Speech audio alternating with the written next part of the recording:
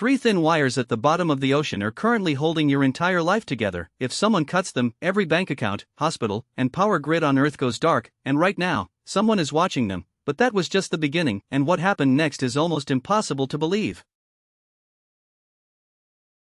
By the end of this, you will understand why the cloud is a lie and how 3 specific spots control your fate. We are more vulnerable than we ever imagined. The world is dangling by a literal thread. We think the internet is invisible, floating in the air like magic. In reality, 99% of all global data travels through fiber optic cables as thin as a human hair. They are resting on the dark, crushing floor of the sea. Here is the part that sounds made up. Sharks are obsessed with the internet. They can feel the electromagnetic pulse of the cables and try to eat them. One hungry shark could literally disconnect a continent. There are hundreds of cables, but only 3 major choke points matter. These are the narrow doorways of the ocean. If these 3 doors close, the modern world effectively ceases to exist. The first point is the Suez Canal. Almost all data between Europe and Asia is squeezed through this shallow, narrow strip of water. It is the most crowded data highway on the planet. But wait, it gets even more dangerous. In 2008, a single ship anchor accidentally cut a cable near Egypt. Immediately, 75 million people in India and the Middle East lost their internet. Entire economies stopped moving because of one piece of metal. The second point is the Strait of Malacca near Singapore. This is the heartbeat of the global economy. If this pulse stops, the financial markets in New York and London would crash in milliseconds.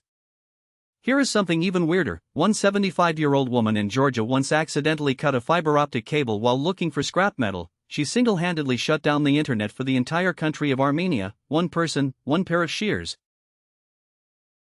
The third point is the Luzon Strait. This area is a nightmare of earthquakes and underwater landslides. In 2006, an earthquake snapped 8 cables at once. It took weeks to repair while the world sat in silence. When these cables break, it isn't just about slow YouTube speeds. Your credit card stops working at the grocery store, hospitals cannot access patient records, emergency services lose their ability to coordinate. Repairing these cables is a slow, agonizing process. There are only a few specialized ships in the world that can do it. If multiple cables are cut at once, we don't have enough ships to fix them. What I haven't told you yet is the part that makes everything worse. It is not just about accidents or sharks. Governments are now treating these cables as the ultimate weapon of war. They are the invisible front line.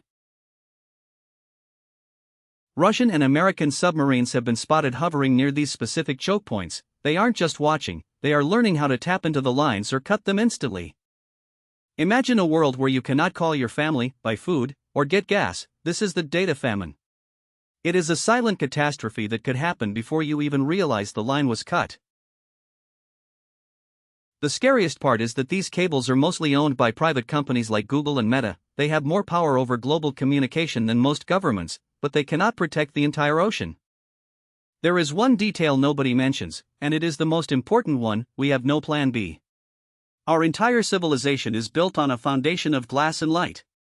You might think satellites like Starlink will save us. They won't. They can only handle a tiny fraction of the data these cables carry. If the cables die, the satellites will be overwhelmed in seconds.